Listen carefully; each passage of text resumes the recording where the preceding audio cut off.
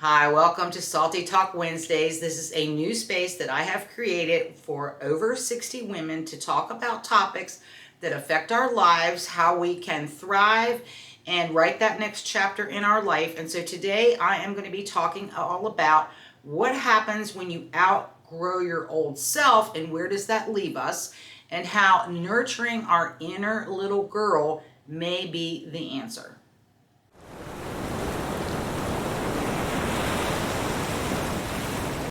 As you all know, that life changes drastically over the decades, and we can find ourselves in a new place, and that can often leave us feeling lost, depressed, bored, unsure of ourselves, not knowing what to do to maybe get out of a funk, or how to build a new future. You may be starting all over. You may have gone through a divorce recently.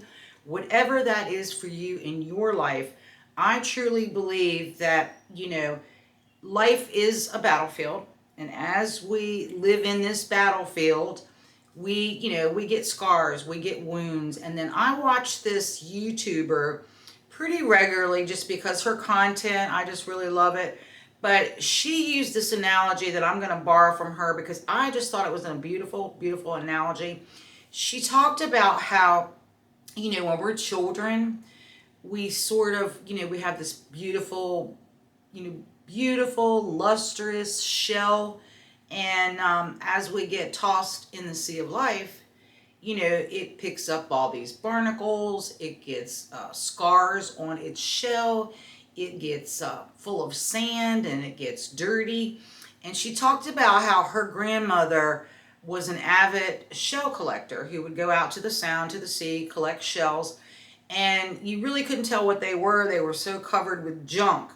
But she would bring these things home and she would wash them up, polish them up, and they were just beautiful shells. And I think that that's one of the reasons why we need to go all the way back to our inner child.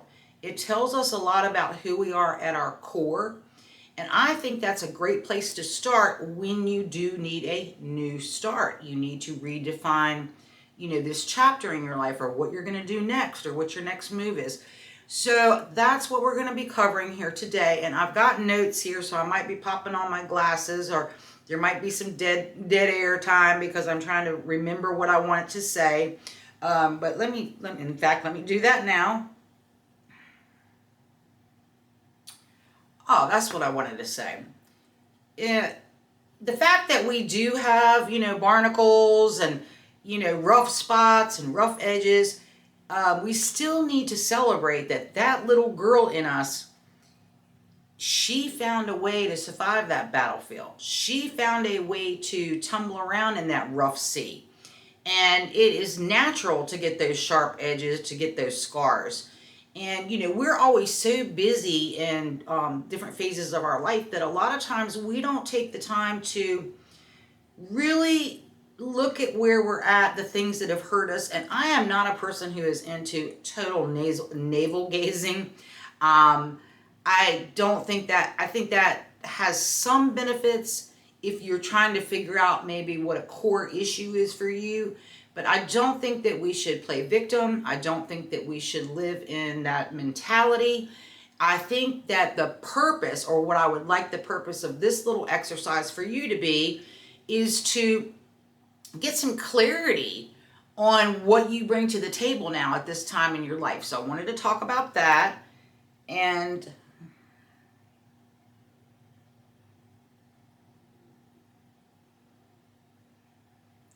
okay, so I wanted to talk about how we are made so unique. Even the Bible tells us that God knit us in our mother's womb.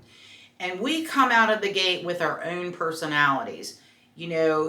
Sometimes you can be a little bit like one parent or the other. However, regardless, you are your own individual. And if you look back to your childhood, you're going to find clues about, the kind of person you were before you got tossed around in this big sea of life.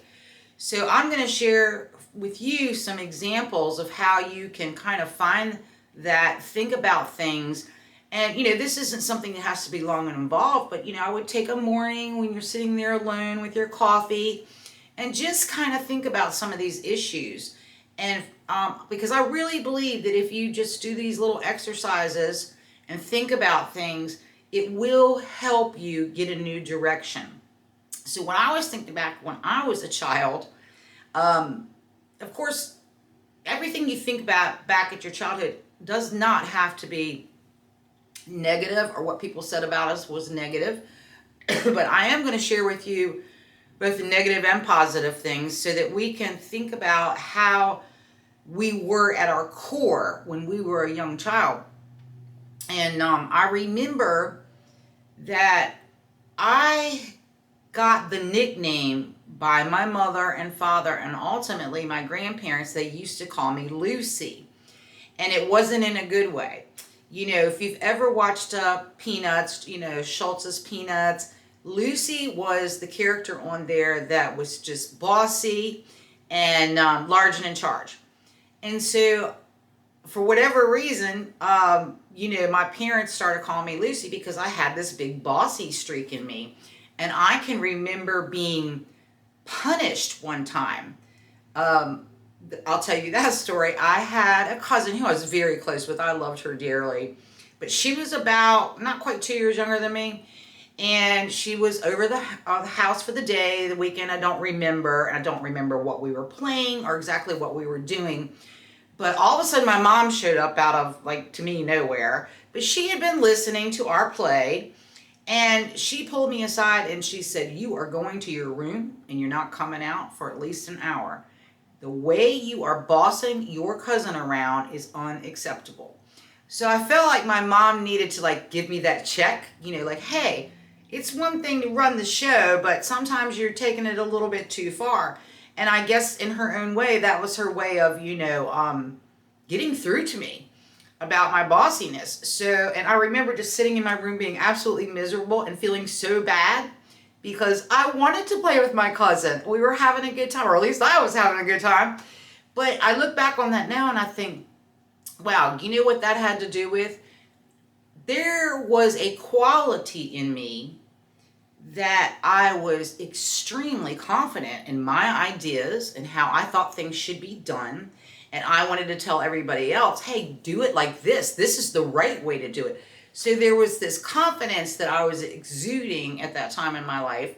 And there was also leadership, because often through play, really throughout my childhood, I noticed that it was always me coming up with the ideas. You know, if I was playing with somebody, or me saying, well, let's do this, or let's go do that. And so I had this leadership quality about me. And so my mom was basically just trying to tame something in me that she thought was a little bit out of control. And I'm grateful for that. And I'm not actually bossy anymore. In fact, I'm very easygoing.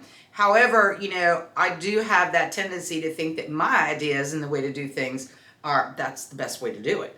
So that's just one example of maybe like something a parent said to you, an aunt, an uncle, a sibling. And just think back, though. Think about how that just came naturally to you. Yours doesn't have to be something about being bossy. It could be something totally and completely different. All right, I'm going to talk about maybe one other thing that was, you know, somebody could say it was negative. I mean, it's not like it destroyed my life or anything. But I would also get in trouble because in the summertime, and I mean, I was young, and of course, this is a different era where there wasn't as much danger for children to go play outside unaccompanied by an adult or within an adult's eyesight. And I just remember in the summer, my mother and my brother would sleep in. I was the kid who was always up at the crack of dawn, ready to just go rock and roll, get out there and play. I lived outdoors, and I can remember, you know, getting up, eating a bowl of cereal. I mean, I was old enough to do that on my own, and then I would go get on my bike, and I would just disappear. I'd take off through the whole neighborhood. We did live in a very typical starter home neighborhood. It was very, very large. To me, it was just one big adventure. There was always somebody new to meet, or a dog or a cat to see, or just something different and new. And of course, my mom would wake up and had no idea where I was. And so I would get punished for doing that. But here's why I did that. We're looking at our inner child, our inner girl, the way that God made us.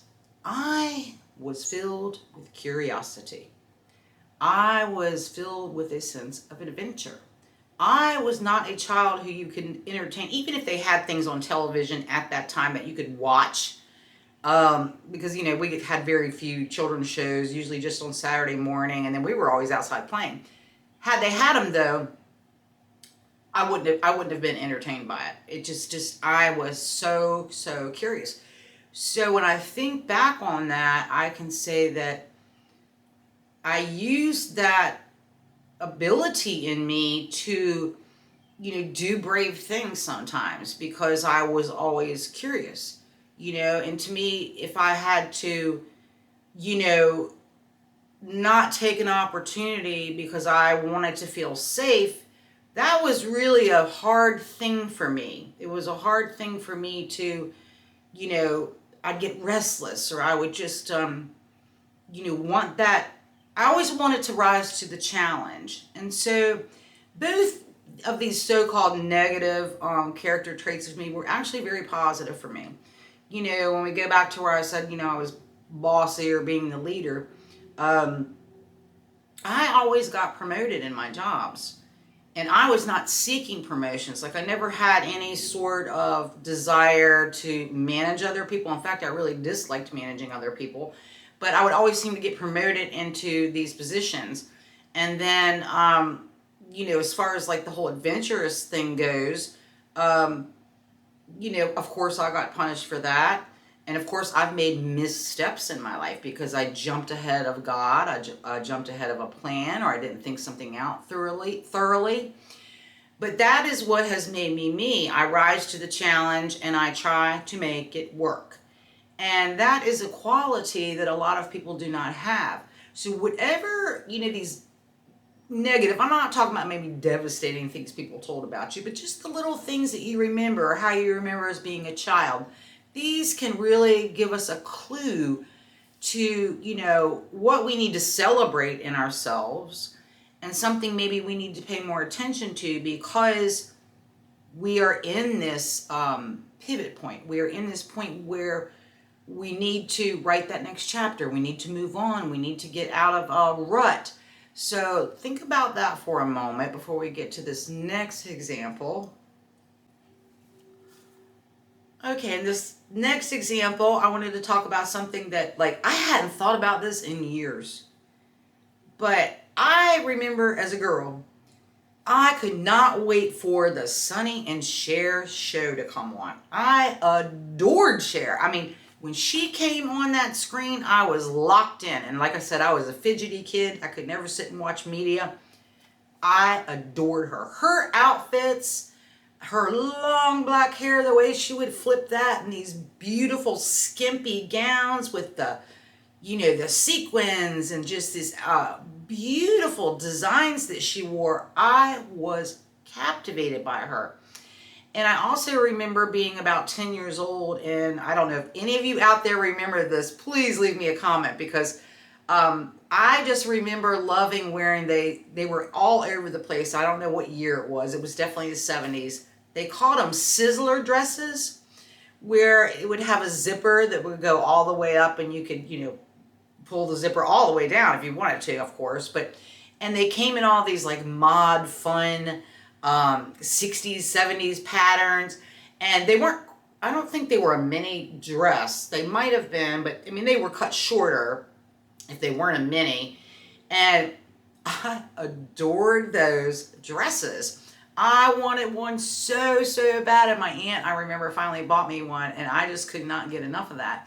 And then I thought back about how I adored the show Laugh-In, because I loved Goldie Hawn. I mean, I didn't understand any of the humor, anything that was going on in that show. I mean, I was literally a child. Again, watched it for all the clues. I loved the Go-Go Boots, and I can remember getting a pair, me and my cousin that I talked about earlier, my grandmother, I believe, she had made us each an outfit, and she had made us Go-Go Boots. And I mean, bought Go-Go Boots to go with them. They were white go-go boots, and I got them for Christmas. And I just remember feeling like I was just like the Queen of Sheba all that day on Christmas Day. I couldn't stop looking at them in the mirror. I loved them so much. And another example I had was, oh, what am I thinking of? Oh, well, it doesn't matter. But anyway, I had forgotten, I keep thinking this whole me wanting to do fashion and style is like a new thing. No, it was part of my inner child. I even remember watching Sex in the City over and over and over again. I had them on DVDs at the time. And it wasn't, I never approved of a lot of their lifestyles and their sleeping around and that kind of thing. I strictly watched it for the clothes. And then when all the Housewives of New York, or all the Housewife of Orange County, when all the original shows like that came out, I was hooked.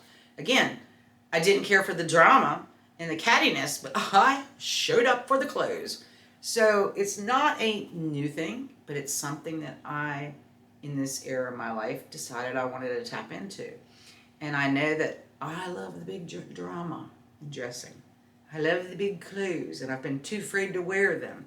And I'm still kind of afraid to wear them. But also, I have a different body shape than I did when I was a younger woman. So some things are just out of reach for me. But that's what I wanted to share with you, to get your juices flowing about your inner child. What was that little girl like? What did she like? What did she enjoy? What did she love to do? What were her talents? Was it painting? Was it baking? Was it, acting? Was it just, what was it for you that just came naturally and that you just loved and that maybe you've forgotten about? So that's really what I wanted to share with you today. I wanted to share with you how I think it's very important to tap into our little girl in order to move forward.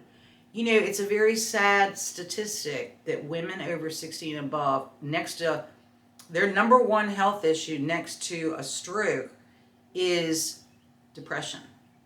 So many women are depressed. And, if you're out there and you're living alone and you don't want to be alone, that can feed into it.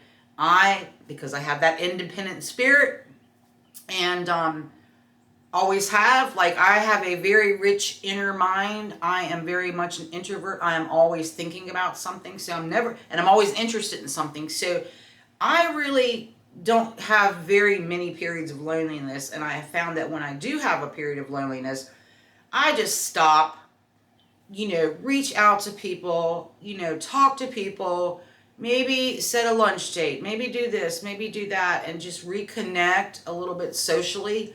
And usually that's enough to fill my cup. Now, I know that doesn't work for everybody, but I'm just saying there are ways to, look at our problems, look at where we want to go. What is that next step? So I suggest that you just try that this week. Just take a little bit of time with your tea, your coffee, whatever, that alone time that you have, and just think back on that and get you a little notebook out and make some notes like I did. Because one of the things I want to cover in the future is I wanted to talk about David Kibbe's new book. And I did an exercise in there that was so revealing, and I'm going to share that with you in an upcoming video. But part of that is, taking the time to reflect a little bit. So anyway, I hope you enjoyed today. And if you have a topic you want me to cover, please leave me a comment below. I'm happy to cover anything that you think really affects women over 60 or something that you're interested in. So thanks for watching today and have a great week.